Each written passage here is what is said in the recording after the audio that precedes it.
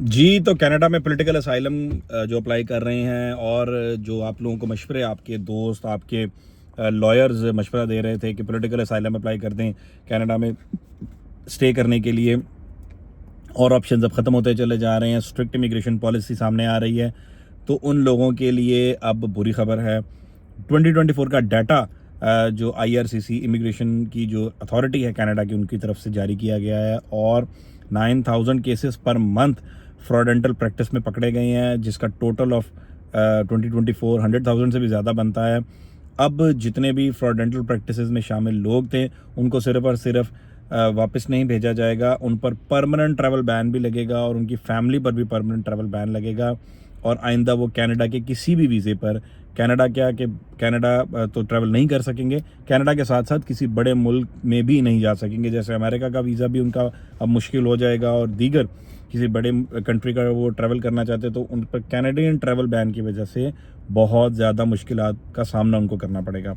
जो आईआरसीसी उनकी तरफ से ये वाजे किया गया है कि asylum is not a fast track to PR. ये एक मिथ बनी हुई है कि अगर आपका स्टडी परमिट एक्सपायर हो रहा है, आपका वर्क परमिट एक्सपायर हो रहा है और आप कनाडा में रहना चाहते हैं, तो आप जल्दी जल्दी से पॉलिटिकल असाइलम अप्लाई कर दें, वो फटाफट आपका अप्रूव हो जाएगा।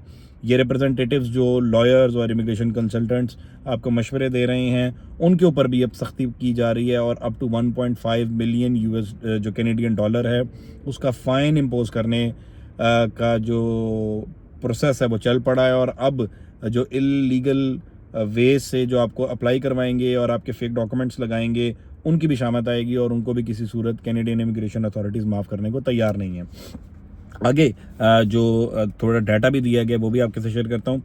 ये बात किया गया है कि असाइलम की जो मिथ है वो बस्ट कर दी गई है, और जो पीआर है वो आपको नहीं मिलेगा। अगर आप अप्लाई करना चाह रहे हैं तो आप दोबारा सोचें। इस पीआर लेने के लिए पॉलिटिकल असाइलम का जो रास्ता है वो is not a safe track now. अब जो इसमें इस पूरे प्रोसेस में जो सबसे ज़्यादा हिट होने वाले लोग हैं वो इंडियन नेशनल्स हैं, जो डाटा दिया गया है, क्योंकि इंडिया से बहुत बड़ी तादाद में स्टूडेंट्स कनाडा आते हैं अपना एक बेहतरीन अपना मुस्तकबिल बनाने के लिए, और पूरी इसकी हिस्ट्री मौजूद है। ख़ास तौर पे पिछले 10 से 15 सालों में बहुत ज़्यादा इंडियन नेशनल्स की तादाद एज स्टूडेंट स्टूडेंट परमिट पर कनाडा आई, वर्क परमिट लिए, कई लोगों ने पीआर भी ली, और अब तो कई लोग सिटीजन्स भी हो चुके हैं जिन लोगों ने अपने प्रॉपर ट्रैक यूज़ किए थे। लेकिन अब जो नए लोग आ रहे हैं उनके लिए अच्छी खबरें नहीं हैं, और सबसे ज़्यादा हिट भी यही लोग हो रहे हैं। जो 2024 का पॉलिटिकल असाइलम अप्लाई करने का जो फिगर है वो मैं आपको बताता हूँ, वो है 1,72,255 172,255।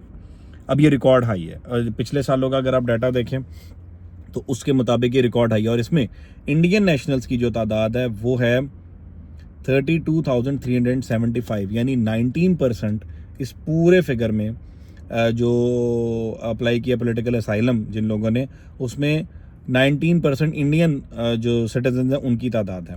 ये अगर पिछले सालों का भी डाटा दिया गया है, साल 2023 में 2023 में जो number of political asylum applicants थे वो थे 1,43,360।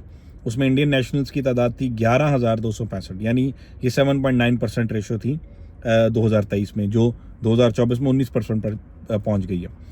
2015 का डाटा भी दिया गया है। इसके मुताबिक 2015 में जो पॉलिटिकल असाइलम क्लेम करने वालों की तादाद थी वो थी 16,050, और इसमें इंडियन नेशनल्स थे जस्ट 380। तो आप देख सकते हैं कि ये 380 से ये फिगर 32,375 पे कैसे पहुंचा। ऐसा ही पहुंचा कि आपको जो पॉलिटिकल असाइलम के मशवरे देने वाले हैं वो आपके साथ ज़्यादती कर रहे हैं, आपका ट्रैक रिकॉर्ड ख़राब करेंगे, और आपको एक दफ़ा जब आपका ट्रैवल बैन लग गया और आप फ्रॉडेंटल प्रैक्टिसेस में आपका नाम आ गया, तो आप सोच सकते हैं कि आप दोबारा कनाडा का किसी भी बड़े मुल्क का सफ़र नहीं कर सकते। ब्लेम किया जा रहा है जस्टिन ट्रूडो जो प्राइम मिनिस्टर ऑफ कनाडा है उनकी वीक इमिग्रेशन पॉलिसी पे, और 2024 में जो इख्तियार दिया गया है पोर्ट ऑफ एंट्री पर बैठने वाले ऑफिशियल्स को, उसके बाद से ये मामला और सख्त हो गए हैं। अब 2024 के अंदर ये इख्तियार दिया गया था कि आपके जो पोर्ट ऑफ एंट्रीज़ हैं, आपका एयरपोर्ट है, आपका लैंड बॉर्डर क्रॉसिंग है, और आपका सी पोर्ट है, उसके ऊपर तैनात ऑफिसर्स आपका टेम्परेरी जो रेजिडेंट डॉक्यूमेंट्स है, लाइक आपका स्टडी परमिट, आपका वर्क वीज़ा, वो स्पॉट पर कैंसिल कर सकते हैं। तो आप सोच सकते हैं कि कनाडा में इमिग्रेशन के जो हालात है वो कितने सख्त हो गए हैं और इंडियन नेशनल्स पर इसका कितना बुरा असर पड़ रहा है।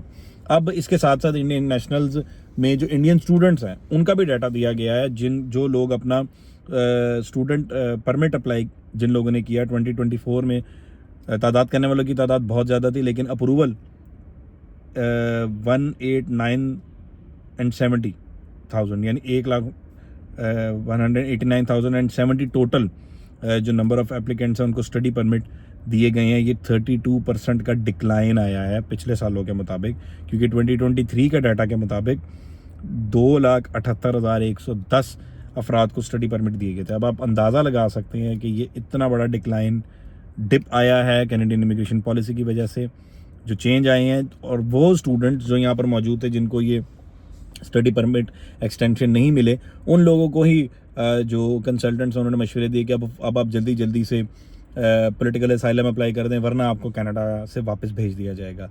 अब आप देख सकते हैं कि 2015 में जो पॉलिटिकल असाइलम अप्लाई करने वाले इंडियन स्टूडेंट्स की तादाद थी वो 380 थी और 2024 में 32,000 पे पहुंच गई।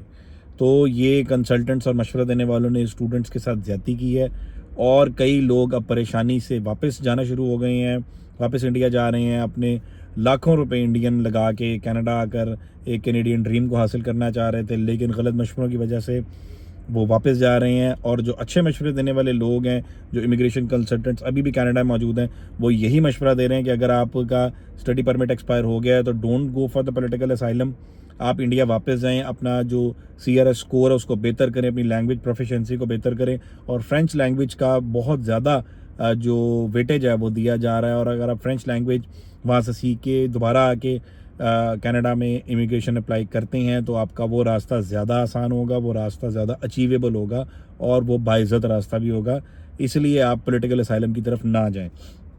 जो मार्क मिलर हैं इमिग्रेशन मिनिस्टर, उनकी तरफ से ये वाज़ेह किया गया है कि लेजिटिमेट रिप्रेजेंटेटिव कंसल्टेंट्स लॉयर्स के साथ ही अपने केस को अप्लाई करें, और जितने भी फॉर्म्स हैं वो वेबसाइट के ऊपर फ्री पड़े हुए हैं। किसी बंदे को भी इस तरह पैसे देने की ज़रूरत नहीं है और किसी भी ट्रैप में फॉल होने की ज़रूरत नहीं है।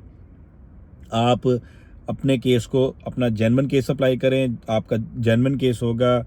अगर पॉलिटिकल असाइलम होगा तो जेन्युइन केस अप्रूव किया जाएगा। अगर इसके अंदर झोल होंगे और अगर आप फेक करने की कोशिश कर रहे होंगे तो आपका किसी सूरत भी केस अप्लाई नहीं होगा। अब एक और चार्ट दिया गया है, इसके मुताबिक फ्रॉड केस जो इन्वेस्टिगेट किए गए 2024 में वो 9,000 पर मंथ हैं और 1,08,000 2024 में पूरे साल के जो टोटल हैं।